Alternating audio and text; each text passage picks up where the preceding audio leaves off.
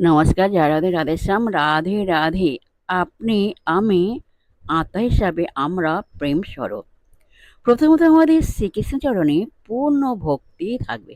তারপর আমাদের পরহিতার্থে নিষ্কাম কর্ম করে যেতে হবে।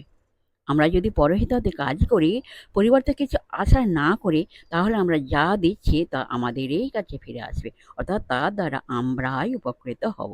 আপনি, আমি আত্মা হিসাবে আমরা প্রেম স্বরূপ। কিন্তু আমরা আমাদের দেহ মন নিয়ে এত ব্যস্ত যে নিজেদের এই স্বরূপ আমরা জানি না।